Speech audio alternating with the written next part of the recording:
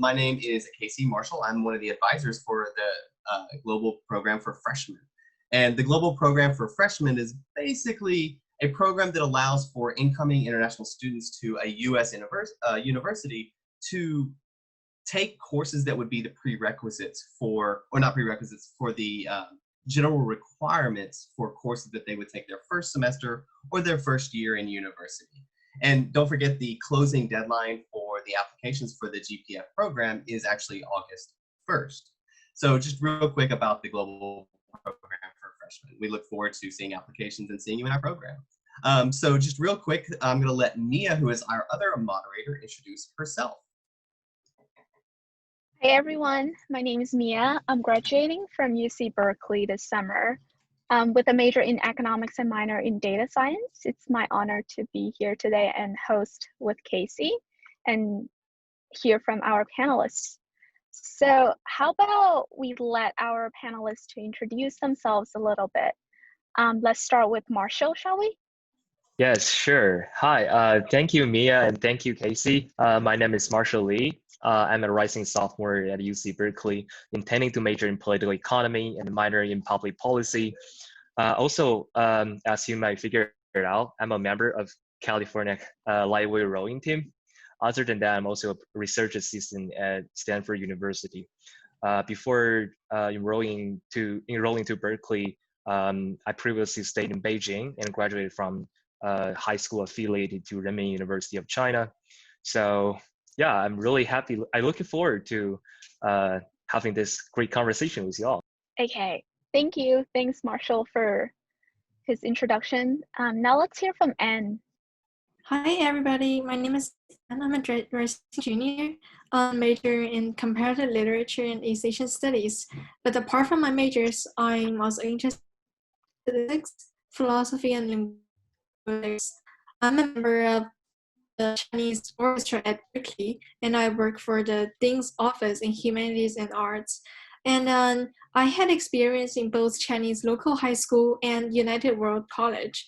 So I'd love to support rising freshmen to adjust to all kinds of American college life and the difference in instruction mode educational system.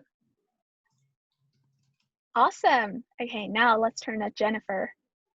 Thank you. Hi everyone, I'm Jennifer and I'm a rising sophomore at UC Berkeley, intending to major in statistics and economics, maybe minor in data science and French also. So personally, I really love languages and I have learned French for a long time. And also at Berkeley, I'm a member of the Debate Society of Berkeley. I also work for ASUC as an elections auditor. Well, in my spare time, I like doing debate, doing swimming, and also having fun with my friends. Thank you. Last but not least, Carol. Yep. Hello, everyone. My name is Carol, and I'm a rising junior in UC Berkeley. I'm majoring in computer science and intending to double major in statistics while minor in linguistics. Like Jennifer, I also have a strong interest in language as I'm studying Arabic and Sanskrit. Right now, I'm also considering studying Japanese next semester, but we'll see how that goes. So I really love traveling, and I should be in Berlin right now, interning for Amazon, but instead I'm doing it at home right now, just as how we are going to conduct our classes next semester. Outside from classwork, I'm really involved with UCB so our model United Nation, that we compete in schools like Harvard, UCLA, all over the country. And it's also in that close bond community that I really met in Cal.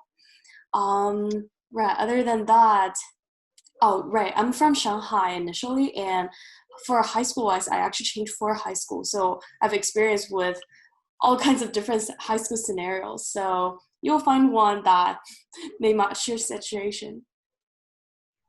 Okay, awesome. That's it for all the introduction. Now I think we can start our questions. So in this panel, we're gonna touch on 3 different topics.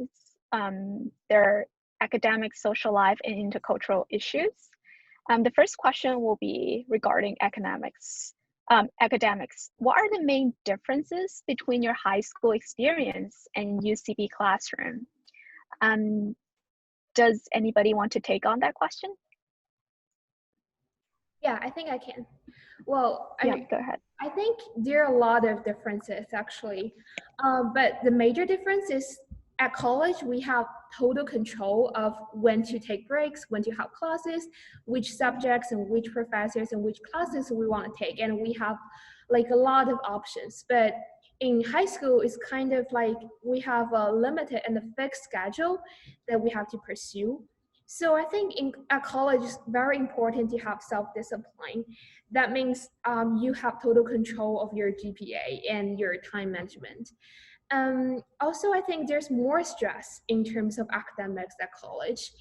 And so that's why we have in Berkeley a culture called Make It Wrong in the final week.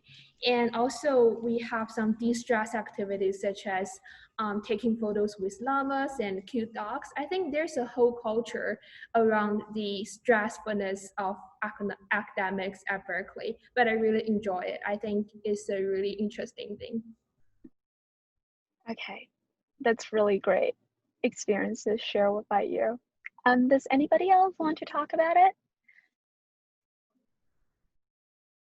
Also, Maybe like, oh, sorry, go ahead.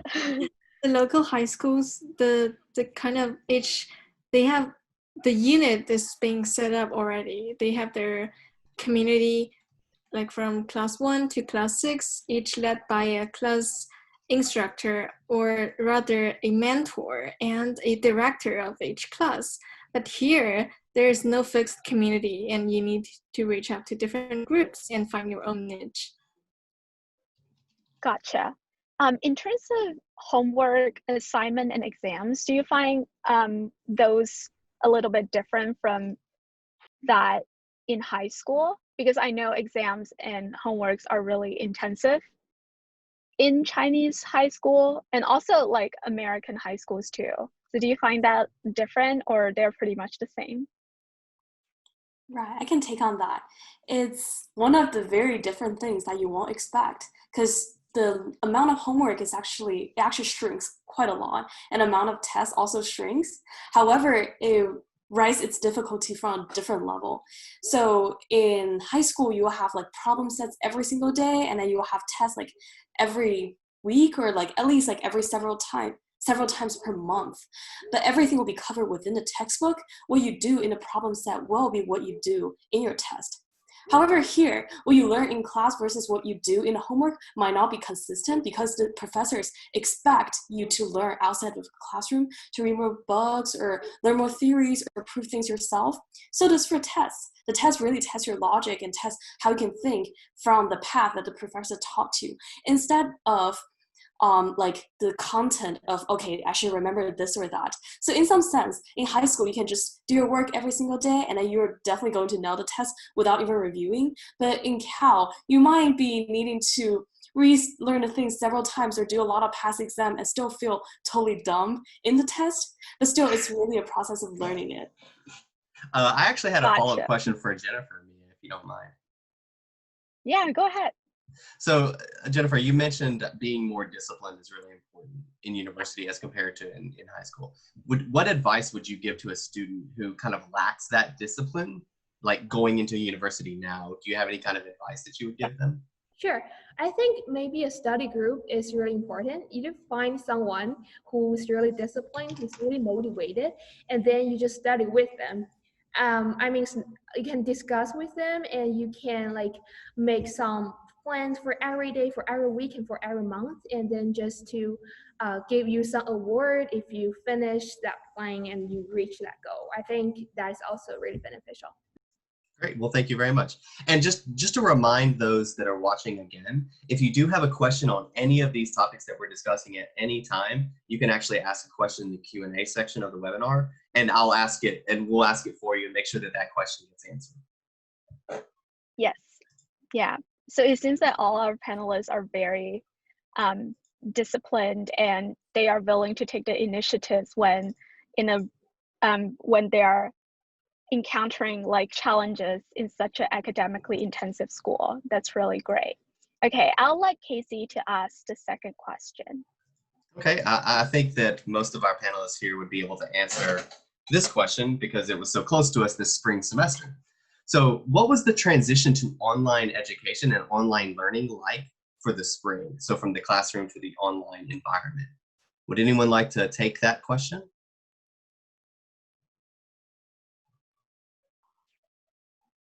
Carol? Okay, yeah, sure. Did you Okay, have something? Great, thank you. I actually wrote a blog about this, about like transitioning to online. And then after writing it, my dad commented, okay, I can't really do online. It's so much discipline. And it's definitely true. So for online, I don't think you got less of an experience with your academics, but instead you get more if you try more. For example, before going online, I might only be able to go to my math professor's office hour once per week. But since online started and it's so close to go anywhere, I literally like bother him like 3 to 4 times per week to just like delve more into abstract algebra. And so just for some other classes, you can like shift around your places much faster. And a small example would be in a CS class, you have like 10 to 20 discussion sessions you can pick from. And normally you will stick to one because it's hard to like change classroom because that depends on how you route yourself in school. But now you can just see whenever you're available, can just jump into the room, decide if the GSS is really good. If you don't like it as much, you can directly jump into another room with no issue. So we found that part to be pretty awesome. Other than that, it's really, you need to be on top of your assignment. It's really easy to miss things. And also normally I always bump into my friends in libraries or just like on my way home, so then we can chat about homework or what's gonna be do. But when it goes online, even it doesn't matter. So you need to get on top of things yourself and really reach out to people when you want to study group or Okay. solve things. Yeah, I totally agree with what Carol said about like how online learning has increased the efficiency when it comes to office hour and just like other tutorials that you can get from the campus. I have a follow-up question to that is I take a lot of Haas classes and they require a lot of like midterm projects that like 3 or 4 people need to do together.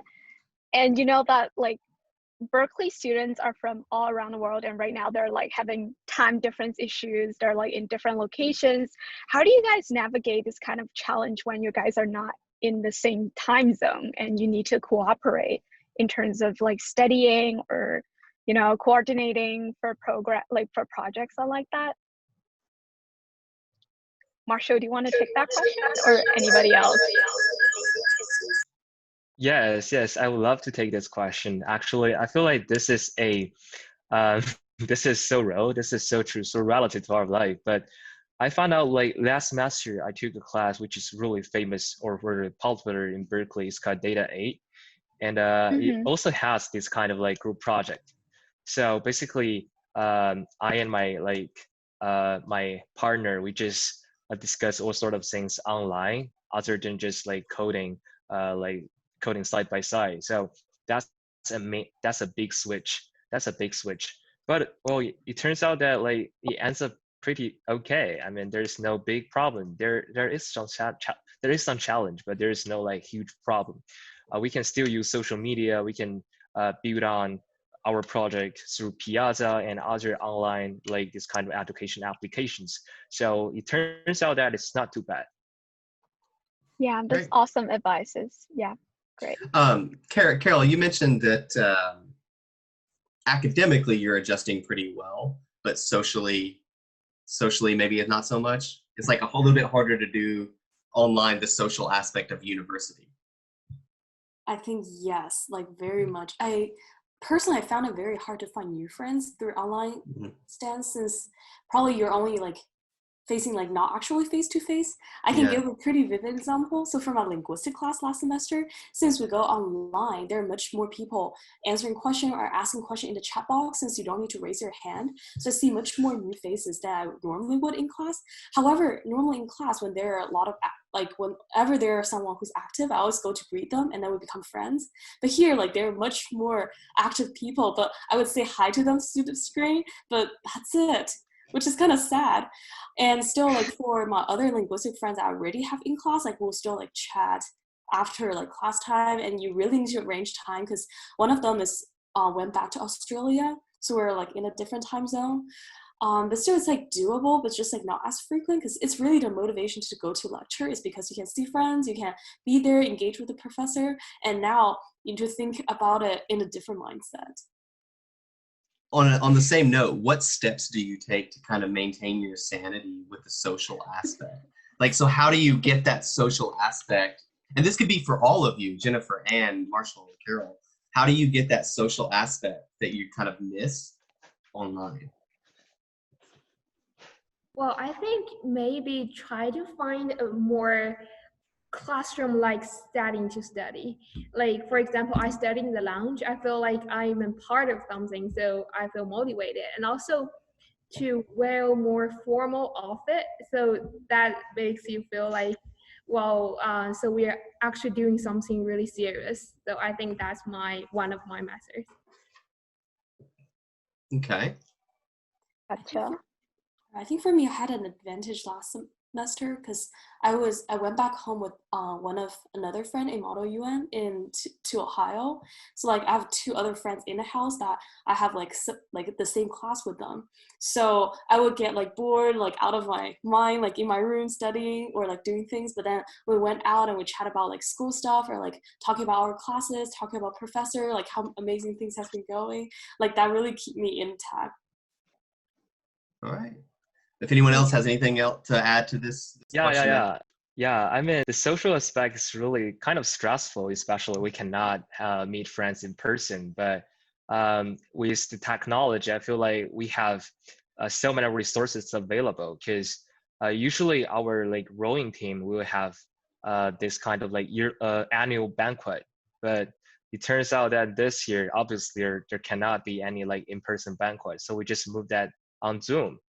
And with these opportunities, we can actually invite those people who are like far away from campus, and we can also invite those alumni to join the Zoom banquet because now it's online. Everybody who who have the access to the internet can join this kind of banquet. So actually make the resource and make activities more available to the general public and to anyone who wants to participate in. That's a good point, that you can actually extend the social gatherings to across the globe rather than just the setting of Berkeley. That's an interesting point. So I think we'll move on to maybe the next question unless anyone has anything else to add. I think Anne, you unmuted your mic. I wasn't sure if you had something to say. I was about to say that me and some friends, we also formed like a Berkeley wellness group where we'll meet through Zoom each week and kind of update on each other, like how do you feel and are you depressed or anxious, and then and kind of share what we cook each day and what activity we did, what exercise we did. So it's kind of to take care of each other through this online form. Well, great. Thank you It's all really for nice contributing of you to guys, this. yeah. Mm-hmm. Mia, would you like to ask the next question? Yes, this is actually a perfect point for me to ask my third question. Was it easy for you guys to get involved in student organization at Cal?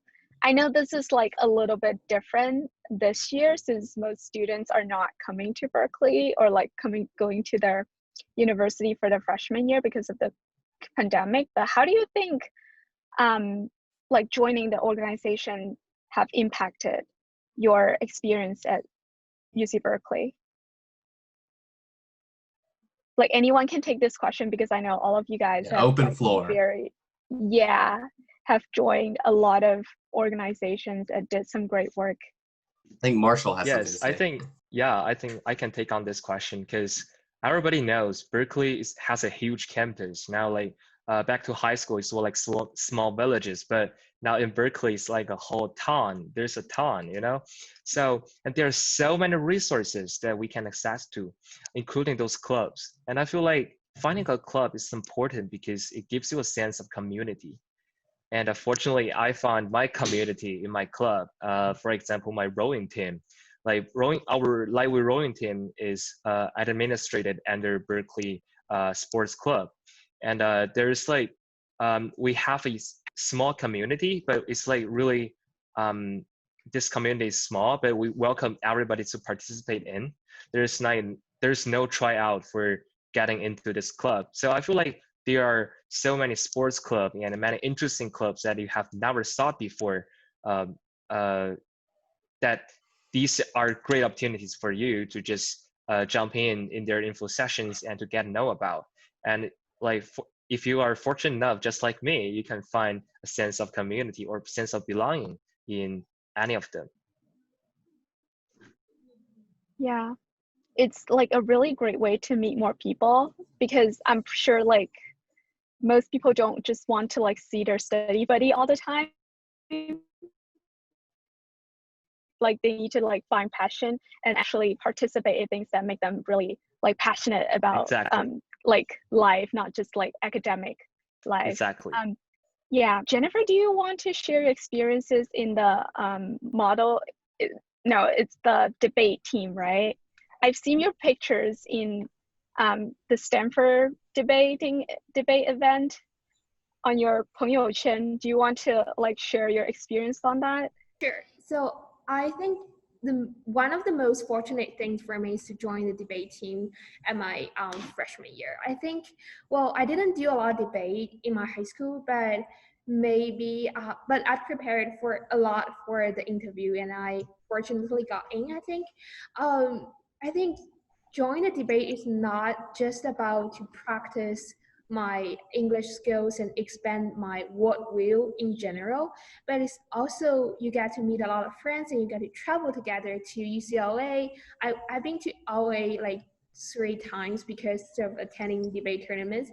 And also, I think another thing about online club, one benefit is that actually we can take part in tournaments in a much cheaper price compared to the previous tournaments, because the registration fee online is actually much cheaper. So maybe our club gets more chances to practice in the future. I think that's one benefit of moving to online in the fall.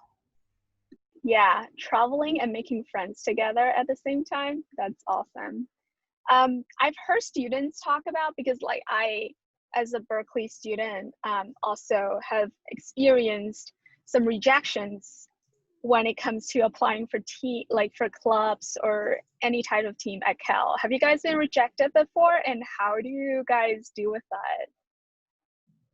Anybody can take the questions. Like, I know it's like a painful experience, but I'm sure you guys are brave enough to talk about it.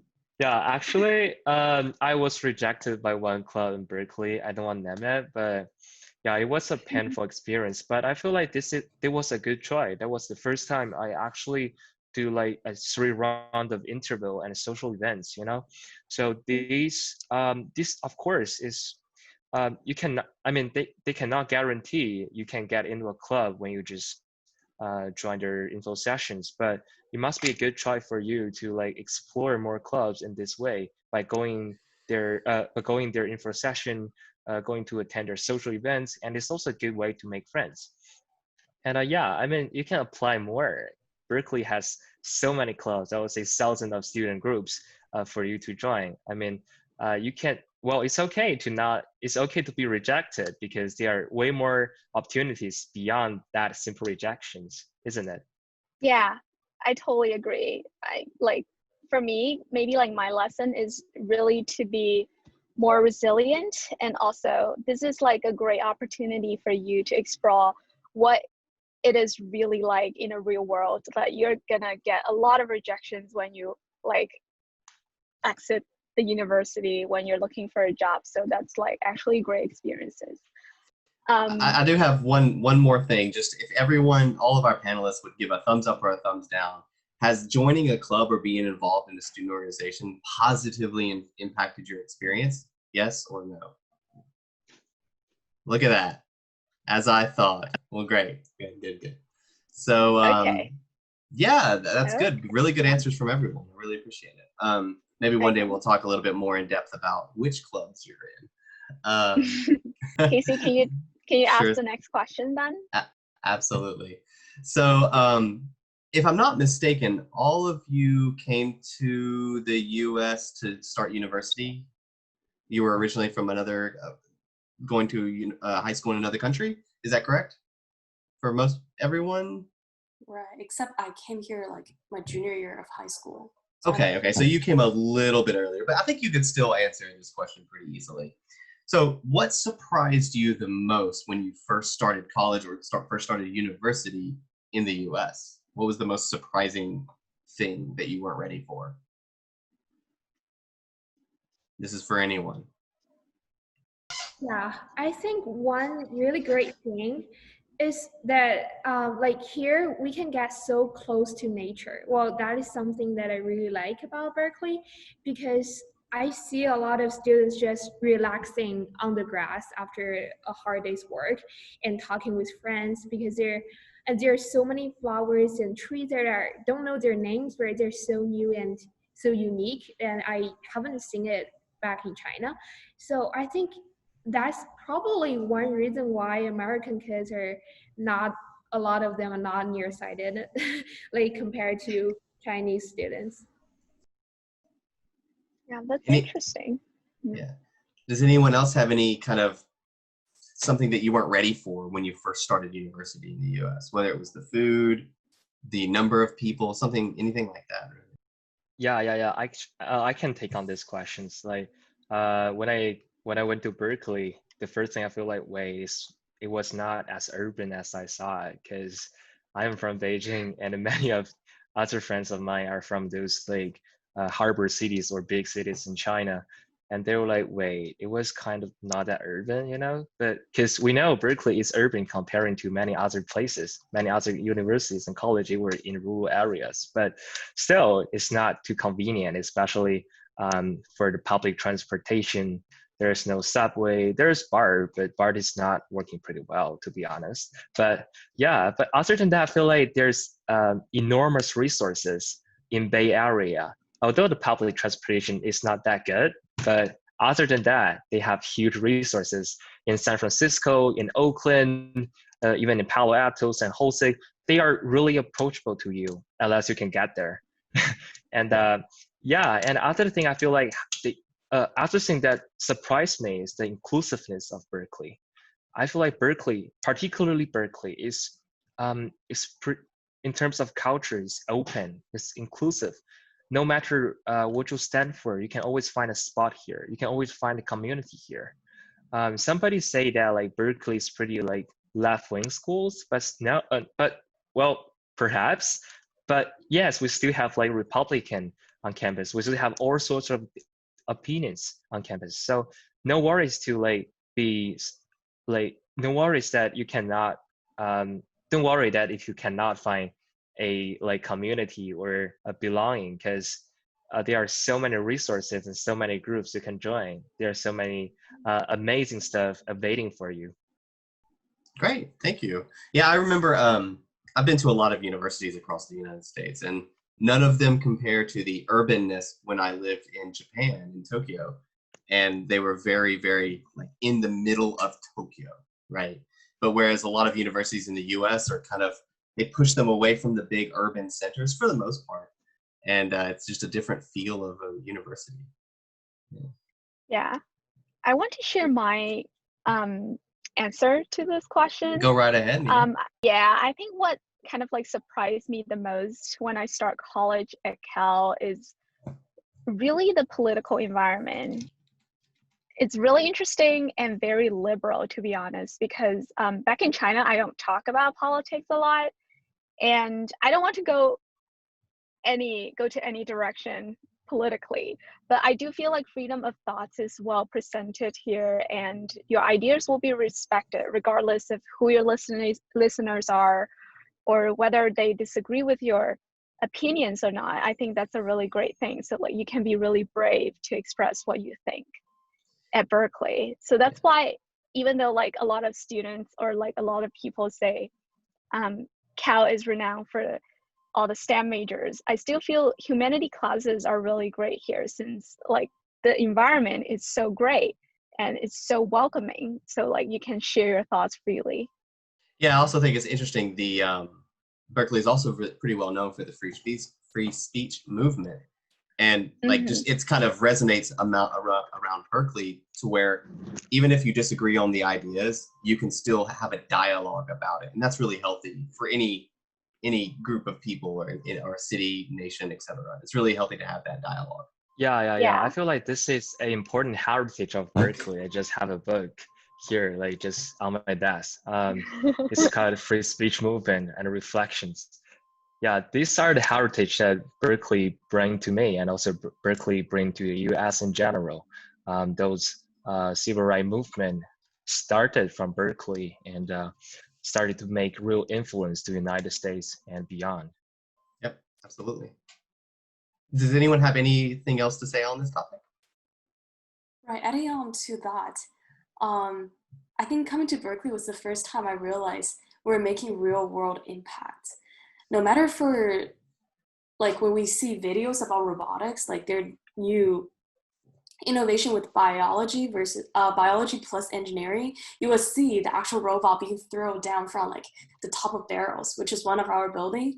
Like it's like throw down and then show that the machine is working totally fine and it's like running on its own, and it just happened right next to us when a new technology, new innovation is happening. And also, first year I was also in ASUC, which stands for Associate Students of University of California. It's our student union, and I was in the EAVP office, which deal with external affairs. So we'll actually go to town hall of the city, talk about, oh, we lobby to get 50 streetlights for the city of Berkeley, and then we'll like send out survey to be like, okay, which street do we want to install them, and negotiate to be, okay, next semester can we get like 70 lights per semester? And then the town hall's like, no, we're broke.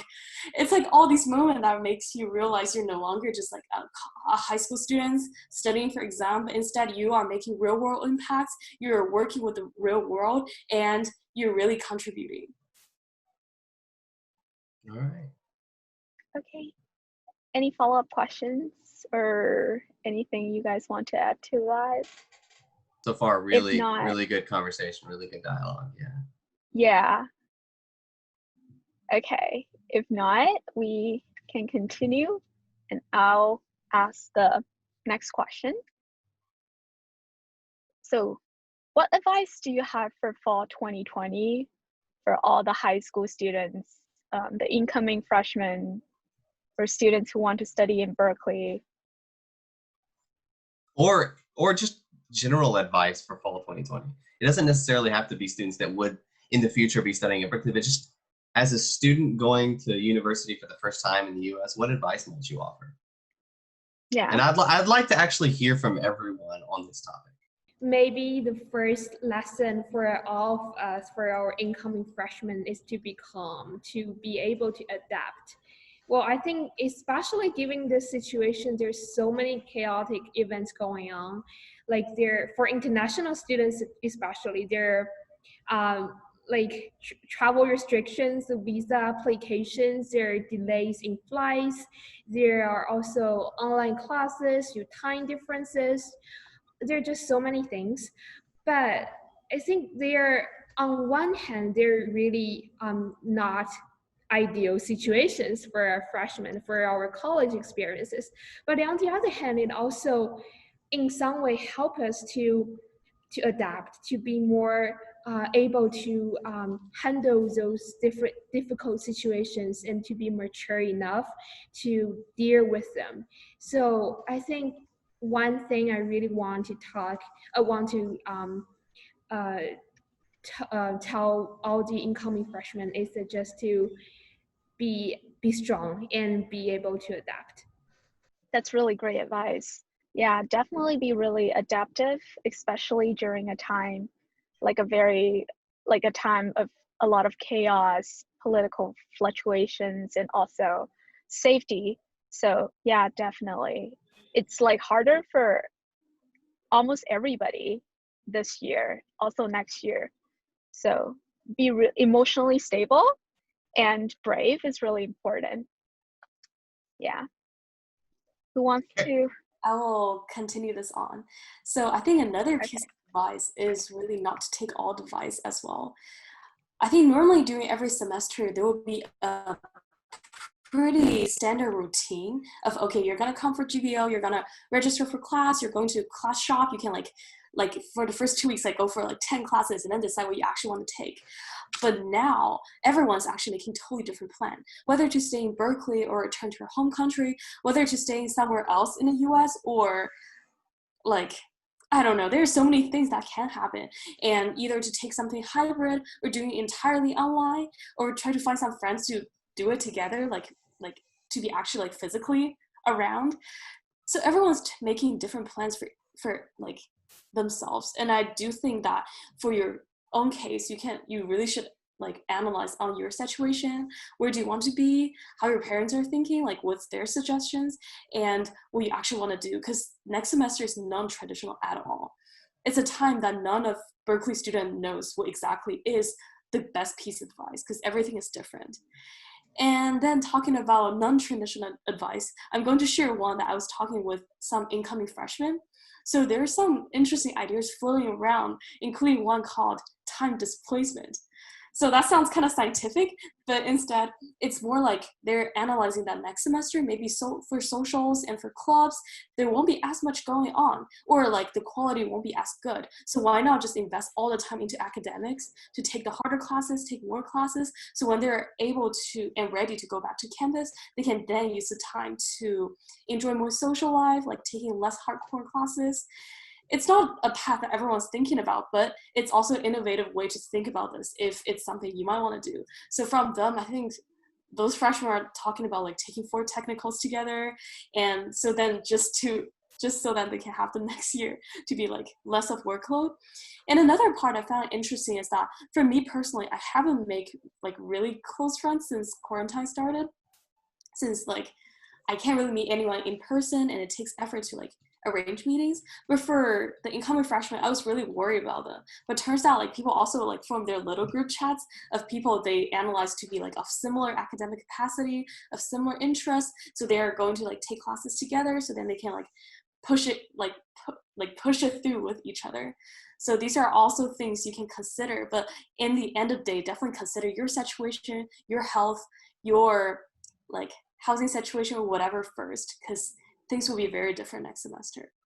Yeah, and just to jump on top of that real quick, if you do kind of think that maybe I could take a few extra classes, I would just like to add, don't overdo it. Know your limits and know what you're capable of, so you don't overdo it and then do poorly in this semester. So I just wanted to add one little thing on that thing. Yeah. Anne or Marshall, did you have anything else to add as far as advice for fall?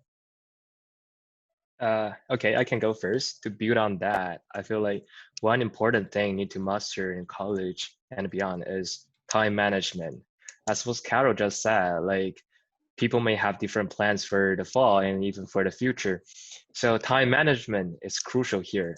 Time management allows you to live a decent life, live a healthy life while you can still get things done. And one small advice is to make use of your applications. I know everybody now needs this kind of thing, cell phones. So make use of it, but in a positive way. Plan your things on your cell phone. Plan your things on what devices you have. For example, use Google Calendar to plan your things, like especially during these trying times. When everything now is online, you need to plan everything ahead. Oh, just like Carol just showed us. Yeah, exactly. And to plan those things and make small schedules, make small calendars like that, do the checklist. So these are small techniques or small habits that can make you thrive in these trying times. And I feel like these are particularly useful. Also, like in college, there's no class teacher. I had a class teacher when I was in high school. I had a class teacher when I was in middle school. But now in UC Berkeley, no, I do not have a class teacher. So basically, it means that there's no one chasing behind me to force me or just encourage me to get everything done by the deadline. So which means that I have to plan everything on my own. And that's why I strongly encourage you to plan ahead and do time management well with everything you have. So you will not be so stressed out when the deadline comes, right? And I can also say some people might find it hard to deal with this extra time. They might feel that life is so boring, or this is unbearable, this emptiness is unbearable. But I want to say it's also a great opportunity to slow down, not in a very fast-paced, highly stressed study mode. And then it's good to use the extra time to really think about some like fundamental issues about life, or start reading like one book each week, or pick up some old hobbies. Like I used to paint a lot before I attend college. I studied painting for around 7 years, but I didn't have that much time after, since the college, the club, and study and everything. But now it's a good time to pick up those hobbies and then maybe try different things too. I can study a new language, or now I started learning digital design, like digital graphics. Yeah. Mia, do you It's actually really have great. any advice for incoming students as well, seeing as you're a student also? Sure. Like since I'm graduating, so I guess like my advice will be on, even like during this time, maybe like start looking into what you're really passionate about, because it turns out that when I started looking for jobs, it like many of the positions that I thought would be really interesting turns out not that attractive. And because like usually when you start looking for jobs or internship, you start to like look at things that are related to your majors, right? But it turns out it can actually be different from what you've been studying, like for the 4 years during your universities. It can be like I study econ and data science, but I landed a job in marketing. So it's like totally, it sounds like really different, like two very different fields, but actually not. They're like closely related. I can use a lot of my economic theories or expertise to solve problems that art and marketing people can't solve. And I think that's really great. So actually, like really to develop a really wide interest in different topics, and you will find that really helpful in the future. Yeah, so that's my advice. So it's great to hear that all of our panelists are interested in so many different things, and a lot of them are double majoring. That's a really great start, and I think it will do them really well in the future. So yeah. Right. Also, quickly adding on to it, I think a lot of freshmen, when they come into Cal, they're like planning their like double major or triple major, or like at least like 2 minors of like what they want to do. Really, because I think it's a good thing on a learning perspective. They don't want to limit themselves into one field, which I think is a perfect thing. But also, like for freshman year, really like relax down and try different things, because sometimes you will find your interest landing in a totally different field, or you want to try something, like pick something up that never crossed your life before. For example, I'm never someone who's STEM before coming to Cal, but right now I'm doing stats and computer science just because I took some of those classes during my freshman year. I was admitted to Cal as art practice major. After trying our art practice department, I actually didn't like it that much, and I had some switches, like trying theater, trying what else I tried? I think I tried several departments and eventually decided on what I actually want to do. So really be open, try different things, and it's okay to dream about like however many major, whatever, but don't list a list that totally limits yourself just to finish requirements. Yeah, I think that's one thing that's really great about Berkeley is that the opportunity cost of changing majors or like just changing a passion is actually relatively smaller compared to universities in China. And I think that's a really great thing. I have friends who like change their majors like 4 or 5 times in 2 years, and it's totally acceptable because like you can do that. It's like it's a learning process. It's a process of learning about yourself. It's a process of learning about other people, and it's like just don't try to do things as quickly as possible, but really enjoy the process, not the results. Okay, I think we're done with all our questions. Casey, do you have any other questions that you want to ask? I don't see any questions from our attendees and those students that are watching right now. So if anyone watching does have another question for right now, go ahead and ask that in the Q&A function on the webinar. We'll get to it. Otherwise, I think we may be at the end of our discussion on beginning university in the US. So unless I see another question here in another couple seconds, Mia, if you'd like to close it out with just a short recap of GPF. Yeah, sure. So firstly, I want to thank all our panelists for joining our talk today. It's really valuable. It's definitely like very valuable for all our attendees because like currently they don't have like a lot of experiences, and you guys are the role models, to be honest.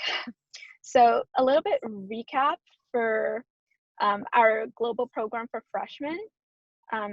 Joining this program can help you get used to the teaching style of the top-notch university professors at Cal, and we offer carefully designed online courses to give you authentic Berkeley learning experiences. So if you're thinking about doing a gap year or deferring your enrollment in your university, definitely check this program out because our program offers a lot of transferable credits to your university.